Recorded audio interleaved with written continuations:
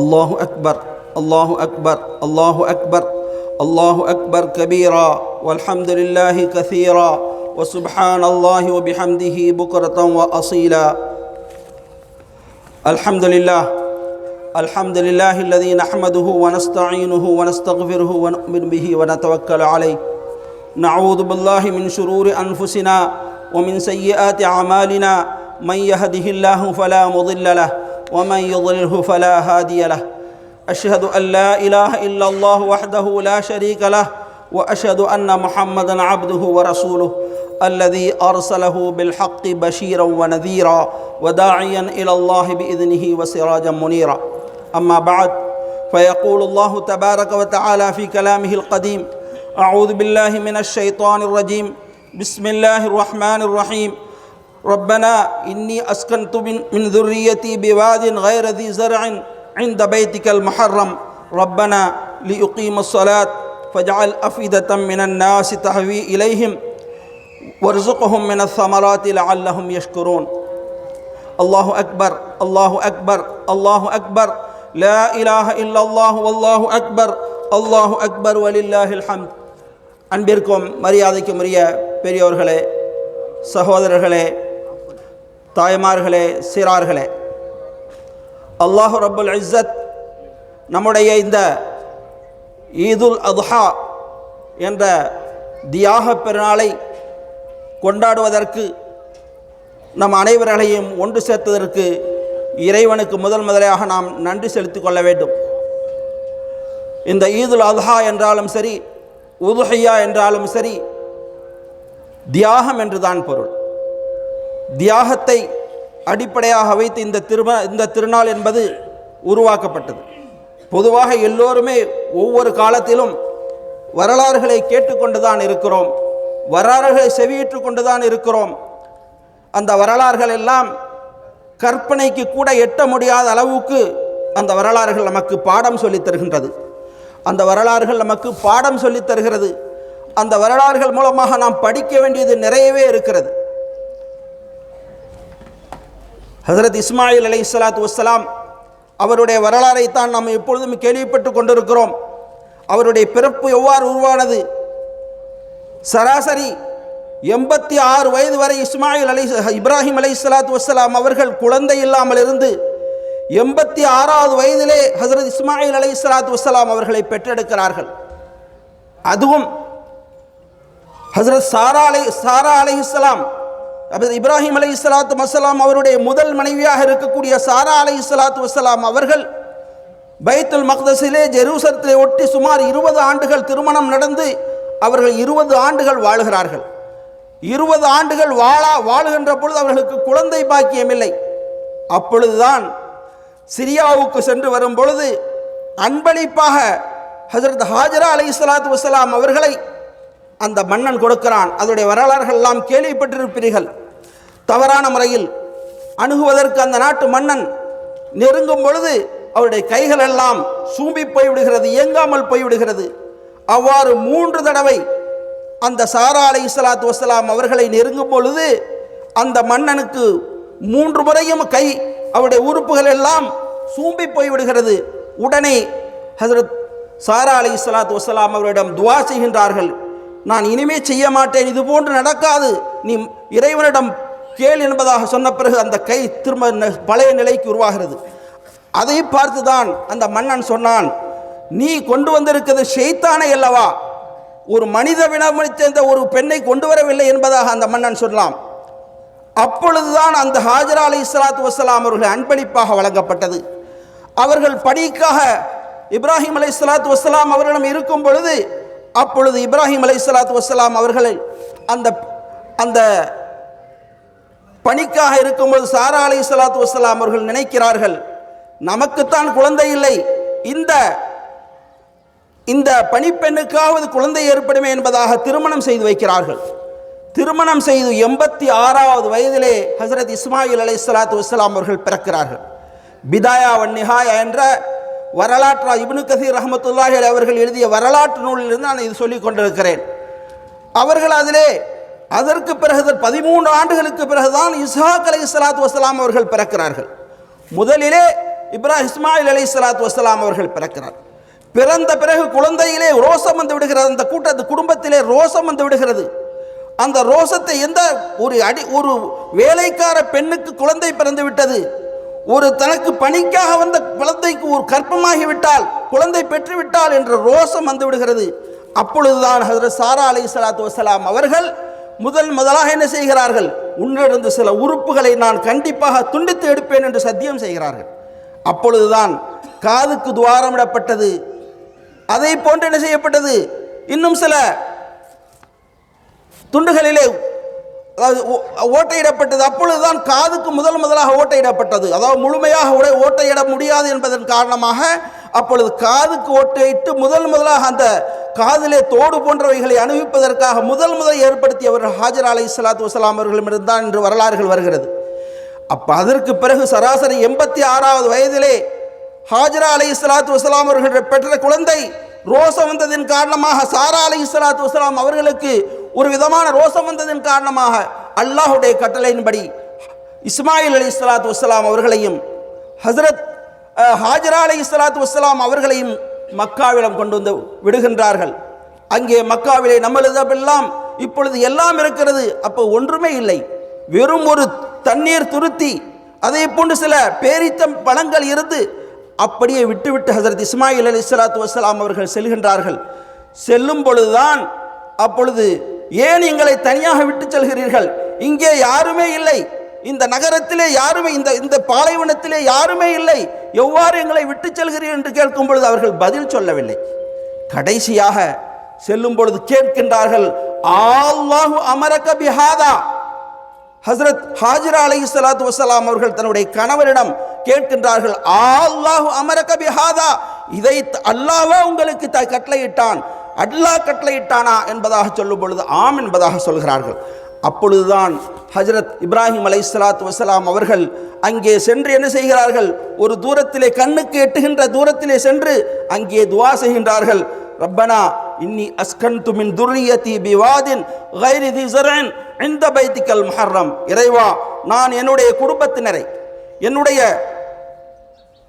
சந்ததியை, துர்ரியத்தி என்னுடைய சந்ததியினரை இந்த விவசாயம் இல்லாத ஒரு பாலைவனத்தில் நான் விட்டு வந்திருக்கிறேன், உன்னுடைய கண்ணியமான இடத்திலே. ரப்பனா லியுகீமுஸ் ஸலாத், தொழுவதற்காக, ஃபஜஅல் அஃபீதத்தம் மினன் நாஸி தஹ்வி இலைஹிம், மக்களை தொழுவதற்காக, மக்களை இதன் பக்கம் அவருடைய மனதை திருப்பி விடுவாயாக என்பதாக சொல்லிவிட்டு வர்ஸுக்ஹும் மினஸ் ஸமராத், இதிலே அவர்களுக்கு பலவிதமான பழங்களையும் பலவிதமான இவர்களுக்கு தேவையான எல்லா அடிப்படை வசதிகளையும் செய்து கொடுப்பாயாக என்பதாக சொல்லிவிட்டு என்ன சொல்கிறார்கள்? லஅல்லஹும் யஷ்குரூன், அவர்கள் நன்றி செலுத்தக்கூடியவர்களாக இருக்கலாம். ஒரு பெண்மணியின் மூலமாகத்தான் இந்த மக்கா உருவானது. இந்த ஒரு பெண்மணி சாதாரண தியாகங்கள் செய்யவில்லை. ஒரு பாலைவனத்திலே இருட்டான இடத்திலே ஒரு சின்ன மரம் ஒன்றுதான் இருந்ததாக வரலாறுகளை சொல்கிறார்கள்.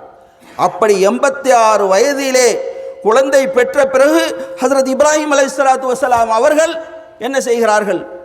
இறைவன் மூலமாக பிறகு கட்டளை விடுகிறது அறுப்பதற்காக. அனைவர்களுக்கும் தெரியும் அந்த தியாகங்கள் எல்லாம் இவ்வாறு அறுப்பதற்காக 86 வயசிலே பிறந்த குழந்தையை அறுப்பதற்காக கனவு பார்க்கிறார்கள். கனவின் மூலமாக இறைவனுடைய கட்டளை என்பதாக அவர்களுக்கு தெரிகிறது. அப்போ என்ன செய்கிறாங்க? ஹஜ்ரத் ஹாஜரா அலைஹிஸ்ஸலாத்து வஸ்ஸலாம் அவர்கள் அவருடைய இந்த ஹஜ்ஜுடைய அனைத்து கிரியைகளும் கூட, எல்லா கிரியைகளும் அந்த ஹாஜரா அலைஹிஸ்ஸலாத்து வஸ்ஸலாம் அவர்கள், இஸ்மாயில் அலைஹிஸ்ஸலாத்து வஸ்ஸலாம் அவர்கள், அதே போன்று இப்ராஹிம் அலைஹிஸ்ஸலாத்து வஸ்ஸலாம் அவருடைய மூவருடைய வரலாறு தான் இன்று நாம் 5வது கடமையாக ஹஜ்ஜை செய்து கொண்டிருக்கிறோம். ஹஜ் என்பதாக நாம் இன்று செய்து கொண்டிருக்கிறோம் என்றால் அவருடைய தியாகங்கள் தான்.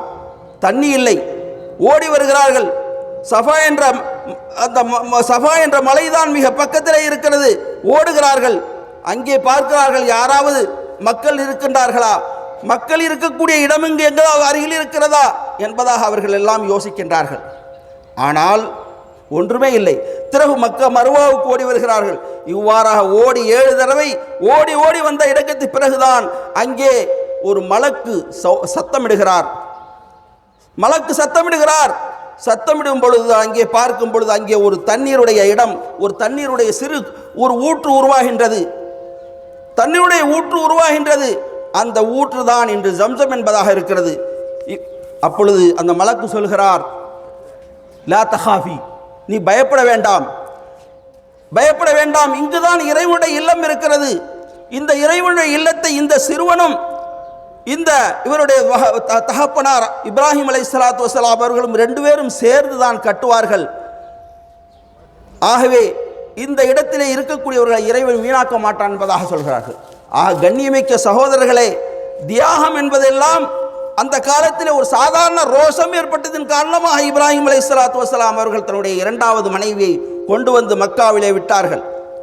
அதன் மூலம் ஒரு தியாகம் உருவானது, ஒரு வரலாறு உருவானது, ஹஜ் என்ற கிரியை உருவானது. அந்த ஹஜ் என்பது சாதாரணமாக இது போன்ற தியாகங்கள் அல்ல. நாமெல்லாம் ஒரு சில வினாடிகள் ஒரு சில சேவைகள் செய்வதற்கு கூட யோசிக்கின்றோம்.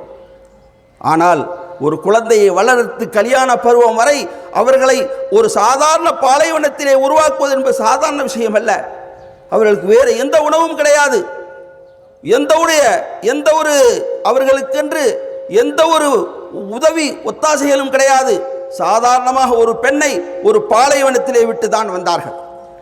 அப்படிப்பட்ட ஒரு தியாகங்கள் தான் இந்த பெருநாள் என்பது நமக்கு நினைவூட்டுகின்றது. அப்படிப்பட்ட தியாகங்கள் தான் இந்த பெருநாள் நமக்கு ஞாபகம் ஊட்டுகிறது. அந்த தியாகங்களை நாமும் இன்று நினைவிட்டுக் கொண்டிருக்கிறோம். அப்பொழுது அறுப்பதற்காக அவர்கள் சென்ற பொழுதுதான் அவர்களுக்கு பதிலாக அல்லாஹு ஜல்ல ஷானுஹு தஆலா ஒரு ஆடை மேலிருந்து வானத்திலிருந்து கொடுத்தான் என்பதாக வரலாறுகள் வருகிறது. கண்ணியமிக்க சகோதரர்களே, இந்த உலகம் என்பது நமக்கு சில காலங்கள் தான். இந்த உலகம் என்பது நமக்கு நீண்ட நெடிய காலங்கள் வாழ முடியாது. தியாகங்களுக்கு அடிப்படையிலே இந்த உலகம் என்பது ஒரு சோதனை கூடம்தான். இந்த உலகம் என்பது மனிதர்களுக்கு சோதிப்பதற்காக வந்த ஒரு இடம்தான். அல்லாஹு ஜல்ல ஷானுஹு தஆலா சொல்லும் பொழுது, ஹலக்கல் மௌத்த வல் ஹயாத்த லியப்லுவக்கும் அய்யுக்கும் அஹ்ஸனு அமலா, மௌத்தையும் ஹயாத்தையும் அல்லாஹு ஜல்ல ஷானுஹு தஆலா உங்களை உங்களிலே சிறந்த செயலுடையவர்கள் யார் என்பதை சோதிப்பதற்காகத்தான் இறைவன் படைத்திருக்கிறான் என்பது. மனிதன் மரணம் என்பது மனிதனுக்கு என்றுமே வரக்கூடியது. மனிதன் என்பது மனிதனை எந்த நேரத்தில் வரும் என்பதாக சொல்ல தெரியாது. ஆனால் இந்த தியாகங்கள் எல்லாம் ஹஜ்ரத் இஸ்மாயில் அலைஹிஸ்ஸலாத்து வஸ்ஸலாம் அவருடைய தியாகங்கள், ஹஜ்ரத் ஹாஜரா அலைஹிஸ்ஸலாத்து வஸ்ஸலாம் அவருடைய தியாகங்கள், ஹஜ்ரத் இப்ராஹிம் அலைஹிஸ்ஸலாத்து வஸ்ஸலாம் அவருடைய தியாகங்கள் எல்லாம் எத்தனை காலங்கள் அவர்கள் இருந்தாலும் கூட ஒவ்வொரு ஆண்டுகளும் நாம் அதை ஞாபகப்படுத்தி கொண்டிருக்கிறோம். எத்தனை ஆண்டுகள் எல்லாம் நாம் ஹஜ் செய்கின்றோமோ, எத்தனை ஆண்டுகள் நாம் அந்த மக்காவுக்கு செல்கிறோமோ, இறைவன் அழைக்கிறான். ஹஜ்ரத் இப்ராஹிம் அலைஹிஸ்ஸலாத்து வஸ்ஸலாம் அவர்களுக்கு அழைப்பு விடுகிறது, ஃபஅذن للناس يأتوك رجالا, மக்களுக்கு நீ ஹஜ்ஜுக்காக அழைப்பு விடுப்பீராக. நாம் எல்லாம் கேள்வி கேட்போம், எவ்வாறு அழைப்பு கொடுக்கக்கூடாது? ஒருவரும் கிடையாது. நாம் காரணங்களைத்தான் தேடிக்கொண்டிருக்கிறோம். ஒவ்வொன்றுக்கும் என்னால் முடியாது, என்னால் வசதி வாய்ப்புகள் இல்லை, என்னால் இதை செய்ய முடியாது என்பதெல்லாம் எல்லாம் நாம் நினைத்து கொண்டிருக்கிறோம். ஆனால் அவருக்கு இறைவன் ஒரு அறிவிப்பு செய்தான், ஃபஅذن للناس, மக்களுக்கு அறிவிப்பீராக ஹஜ்ஜுக்காக. யஅதூக ரிஜாலன், நடந்து வருவார்கள். வஅலா குல்லி லாமிரின், ஒவ்வொரு மெலிந்த ஒட்டகைகள் மீது வந்து கொண்டிருப்பார்கள் என்பதாக அல்லாஹு ஜல்ல ஷானுஹு தஆலா சொல்கிறான். கண்ணியமிக்க சகோதரர்களே, நம்முடைய இந்த தியாகங்கள் எல்லாம் ரசூலுல்லாஹி ஸல்லல்லாஹு அலைஹி வஸல்லம் அவர்கள் நமக்கு சொல்லி காட்டுகிறார்கள். ரசூலுல்லாஹி ஸல்லல்லாஹு அலைஹி வஸல்லம் அவர்கள் இந்த மக்காவிலே பாலைவனம் என்பதாக சொல்கிறோம். ஆனால் அன்று ஒன்றுமே இல்லை, விவசாயம் இல்லை, ஒன்றுமில்லை. அந்த பாலைவனத்திலே ஹஜ்ரத் ஹாஜரா அலைஹிஸ்ஸலாத்து வஸ்ஸலாம் அவர்களை விட்டு சொல்லும் பொழுது அவர்கள் கேட்ட ஒரு வார்த்தை, அல்லாஹு அமரக பிஹாதா, அல்லாஹ் தான் இதை உங்களுக்கு கட்டளையிட்டானா, அல்லாஹ் தான் உங்களுக்கு இதை ஏவினானா என்று சொல்லுமா அந்த பெண்ணுக்கு இருந்த நம்பிக்கை நாம் உலகத்திலே யாருக்கும் இருக்க முடியாது. நாம் எல்லாம் என்ன செய்வோம்? நீ பைத்தியக்காரன், நீ ஒரு கணவன், நீ கணவனா, என்னை விட்டு விட்டு செல்கிறாய் இந்த இடத்திலே, நான் எவ்வாறு செல்ல முடியும், நான் எவ்வாறு இங்கே வாழ முடியும் என்பதாக எல்லாம் சொல்வோம். ஆனால் அப்பொழுது அவர்கள் என்ன சொன்னார்கள்? அல்லாஹு அமரக பிஹாதா, அல்லாஹ்வா இதை கட்டளையிட்டான்னு சொல்லிவிட்டு ஆம் என்று சொல்லும்பொழுது இறைவன் கண்டிப்பாக எங்களை வீணாக்க மாட்டான், இறைவன் எங்களை கண்டிப்பாக வீணாக்க மாட்டான், இறைவன் எங்களுக்கு இது போன்று எந்தையுமே வீணாக்க மாட்டான் என்பதாக சொல்லி இஸ்மாயில் அலைஹிஸ்ஸலாத்து வஸ்ஸலாம் அவர்கள் அங்கே வளர்கிறார்கள். அங்கே வளர்ந்து காபத்துல்லாவை கட்டுகிறார்கள். தாயும் தகப்பனும் தந்தையும் தன்னுடைய மகனும் சேர்ந்து அந்த காபத்துல்லாவை கட்டுகிறார்கள். கட்டிவிட்டு சொல்கிறார்கள், ரப்பனா தகப்பல் மின்னா, இறைவா எங்களுக்கு இதை ஏற்றுக்கொள்வாயாக என்பதாக கேட்கின்றார்கள். நாம் ஒரு ஹஜ் செய்து விட்டோம் என்றால், ஒரு உம்ரா செய்து விட்டோம் என்றால் நாம் நினைக்கிறோம் நாம் பெரிய சாதனை படைத்து விட்டோம் என்பதாக. பாலைவனத்திலே அப்பொழுது கட்டிடத்திற்காக எங்கிருந்து அதனுடைய சாதனங்கள், அதனுடைய பொருள்கள் எங்கிருந்து கொண்டு வந்திருப்பார்கள்? யோசிச்சு பாருங்கள். கட்டிடத்தை கட்ட இன்று கூட மக்காம இப்ராஹிம் என்று சொல்கிறோமே, அன்று அவர்கள் கட்டும் பொழுது பயன்படுத்திய அந்த இடத்தை தான், அந்த காபத்துல்லாவை உயர்த்தும் பொழுது பயன்படுத்திய அந்த இடத்தை, அந்த கால் இருக்கிறதை இப்ராஹிம் அலைஹிஸ்ஸலாத்துடைய காலுடைய பாதங்கள் என்பதாகத்தான் வரலாறுகளே வருகிறது. அப்போ கட்டிடத்துக்கான எங்கேருந்து கொண்டு வந்திருப்பாங்க? பாலைவனத்தில் எந்த ஊர்லேருந்து கொண்டு வந்திருப்பாங்க? எப்படி கட்டியிருப்பாங்க? யோசிச்சு பாருங்க. ஒன்றுமே இல்லை. அப்போ எப்படியோ அல்லாஹுடைய உதவி கொண்டு அவர்கள் என்ன செய்கிறார்கள்? அதிலே தியாகங்கள் தான் எல்லாமே ஞாபகம் ஊட்டப்படுகிறது. கண்ணியமிக்க சகோதரர்களே, இந்த உலகம் எனது சிறிய காலம்தான். இந்த காலத்திலே நாம் என்ன செய்ய வேண்டும்? நம்மளால் முடிந்த தியாகங்களை இந்த உலகத்திற்காக, நேரங்களை தியாகம் செய்ய வேண்டும், தன்னுடைய பொருள்களை தியாகம் செய்ய வேண்டும்.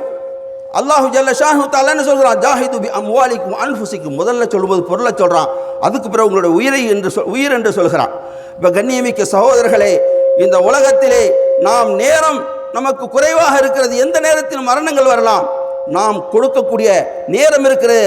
அல்லாஹ் ரசூலுல்லாஹி ஸல்லல்லாஹு அலைஹி வஸல்லம் அவர்கள் சொல்வது போன்று காலையிலோ மாலையிலோ அல்லாஹ்வுக்காக சில நேரங்கள் ஒதுக்குவது என்பது இந்த உலகத்தை விட சிறந்தது என்பதாக வந்திருக்கிறது.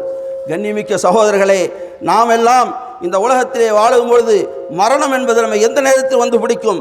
அந்த தியாகங்களை யாகம் ஊட்டுவது என்ன எதற்கென்றால் படிப்பினை பெறுவதற்காகத்தான். அதன் மூலமாக நாம் நமக்கு ஒரு சிந்தனையை ஏற்படுத்திக் கொள்வதற்காகத்தான். இஸ்மாயிலாக இருக்கட்டும், இஸ்மாயில் அலைஹிஸ்ஸலாத்து வஸ்ஸலாம் அவர்களாக இருக்கட்டும், இப்ராஹிம் அலைஹிஸ்ஸலாத்து வஸ்ஸலாம் அவர்களாக இருக்கட்டும், ரசூலுல்லாஹி ஸல்லல்லாஹு அலைஹி வஸல்லம் அவர்களை சொல்லும் பொழுது ஃபத்தபிஉ மில்லத இப்ராஹிம் ஹனீஃபா, இப்ராஹிம் அலைஹிஸ்ஸலாத்து வஸ்ஸலாம் அவருடைய மார்க்கத்தை பின்தொடருங்கள், நேரடியான மார்க்கத்தை பின்தொடருங்கள். அவர்களுடைய மார்க்கம் ரசூலுல்லாஹி ஸல்லல்லாஹு அலைஹி வஸல்லம் அவர்களுக்கு மார்க்கம் கொடுக்கப்படுவதற்கு முன்னால் இப்ராஹிம் அலைஹிஸ்ஸலாத்து வஸ்ஸலாம் அவருடைய மார்க்கத்தை தான் பின்பற்றினார்கள். ஆகவே கண்ணியமிக்க சகோதரர்களே, இந்த தியாகங்கள் எல்லாம் நமக்கு சொல்லப்படுவது எதற்காக? நாமும் பின்தொடர வேண்டும். நம்மளுடைய இங்கே இருக்கக்கூடிய எத்தனையோ தியாக நம்ம அமைப்புகள் இருக்கிறது. குறிப்பாக நம்முடைய இந்திய நல்வாழ்வு பேரவை இருக்கிறது. இதிலே நாம் எல்லாம் நமக்கு முடிந்த நேரங்களை கொடுத்து, நமக்கு முடிந்த உதவிகளை செய்து, நமக்கு முடிந்த நமக்கு வண்டி, அதாவது வாகனங்கள் மூலமாக உதவி செய்ய முடியும் என்றால் வாகனங்கள் மூலம் உதவி செய்ய வேண்டும். பொருளாதாரம் மூலமாக உதவி செய்ய வேண்டும் என்றால் பொருளாதார உதவி செய்ய வேண்டும். நேரங்களை கொடுத்து உதவி செய்ய முடிய வேண்டும் என்றால் நியாயங்களை செய்ய வேண்டும். ஏனென்றால் இந்த உலகத்திலே அடுத்தவர்களுக்கு பயனளிக்கக்கூடியவர்கள் தான் சிறந்தவர்கள் என்பதாக ஹதீஸ்களிலே வருகிறது. அடுத்தவர்களுக்கு நாம் பயனளிக்கக்கூடிய நிலத்திலே இருக்கும் பொழுதுதான் நமக்கு சிறந்த பயணிகள் கிடைக்கிறது. அவர்கள் மண்டல் அலல் கைர் கஃபாயிலிஹி, அதாவது நல்ல விஷயங்களை மக்களுக்கு எடுத்துச் சொல்லக்கூடியவர்கள், அதை செய்தவர்கள் போன்றது என்பதாக ஹதீஸ்களில் வருகிறது. ஆகவே கண்ணிமிக்க சகோதரர்களே, இந்த ஈது பெருநாள் என்பது, ஈதுல் அதஹா என்பது, தியாகம் என்பதை, ஈதுல் அதஹாவாக இருக்கட்டும், உதுயாக இருக்கட்டும், எல்லாமே தியாகத்தை அடிப்படையாக கொண்டு உருவாக்கப்பட்டது. அந்த தியாகங்களை நாமும் செய்வதற்கு நாம் தயாராக வேண்டும் என்று கேட்டுக்கொண்டு என்னுடைய உரைக்கு முற்றுப்புள்ளி வைக்கிறேன். அல்லாஹு அக்பர், அல்லாஹு அக்பர், லா இலாஹ இல்லல்லாஹு, அல்லாஹு அக்பர், அல்லாஹு அக்பர், வலில்லாஹில் ஹம்த்.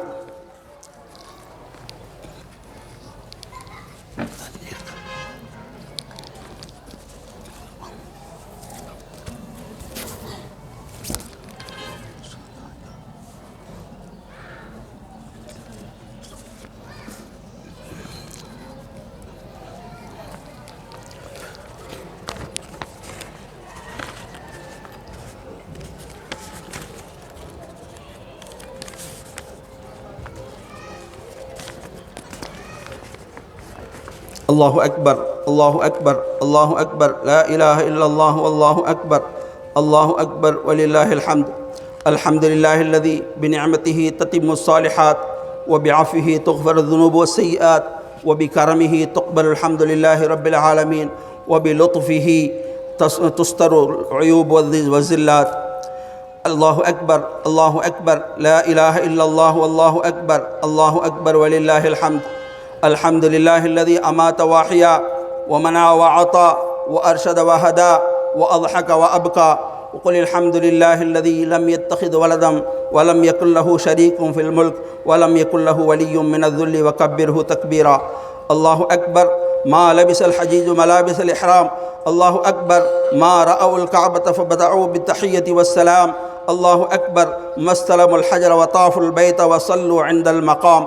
الله أكبر ما اهتدوا بنور القرآن وفرحوا بهدي الإسلام. الله أكبر ما وقف الحجيج في صعيد عرفات.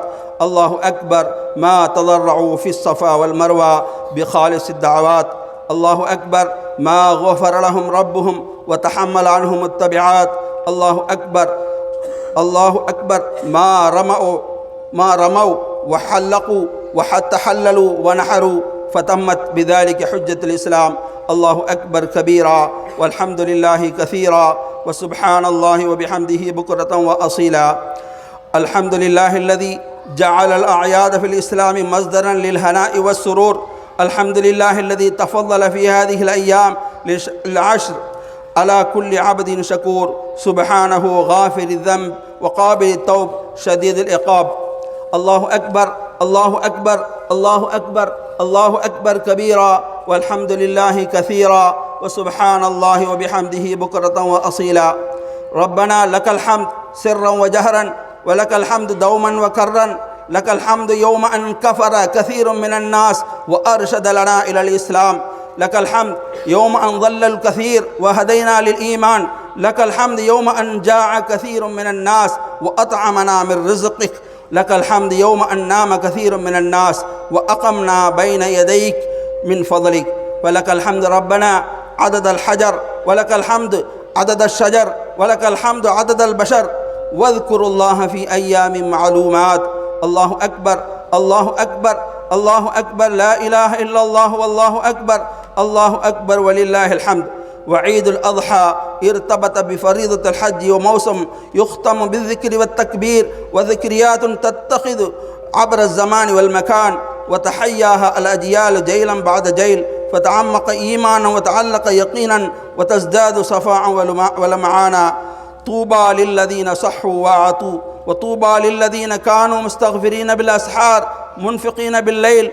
الإسلام أحوج ما يكون الآن إلى مضحين وفاذين من أوقاتهم ومن أموالهم ومن كل ما أعطاه حتى ينصر الدين وتعلو أمة وتعلو راية الحق المبين. ومن يرغب عن ملة إبراهيم إلا من سفه نفسه ولقد اصطفيناه في الدنيا وإنه في الآخرة لمن الصالحين. الله أكبر الله أكبر لا إله إلا الله والله أكبر. الله أكبر ولله الحمد.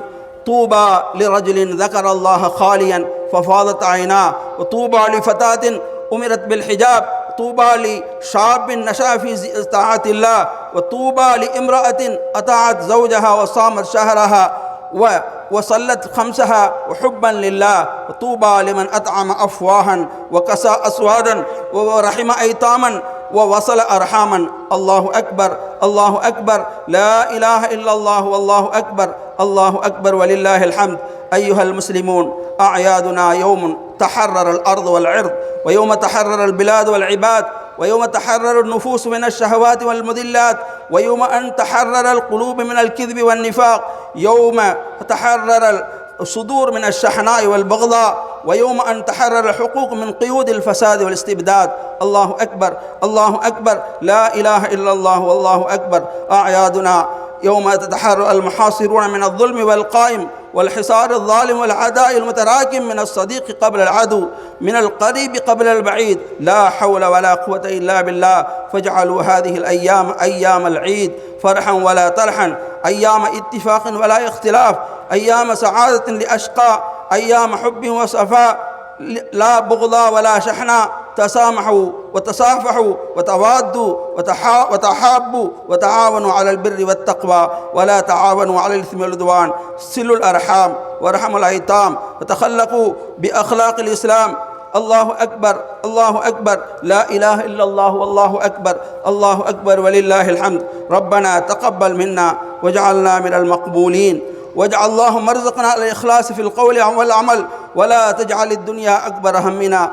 اللهم أعز الإسلام والمسلمين وخذل الكفرة والمشركين اللهم شتت شملهم وخرب بنيانهم وبدل أحوالهم وفرق جمعهم وقلب تدابيرهم ونكس آمالهم وزلزل أقدامهم وخذه عزيز يقدر مقتدر يا قهار يا جبار فتلك بيوتهم خاوية بما ظلموا أنفسهم فقطع دابر القوم الذين والحمد لله رب العالمين. إن الله يأمر بالعدل والإحسان وإيتاء ذي القربى وينهى عن الفحشاء والمنكر.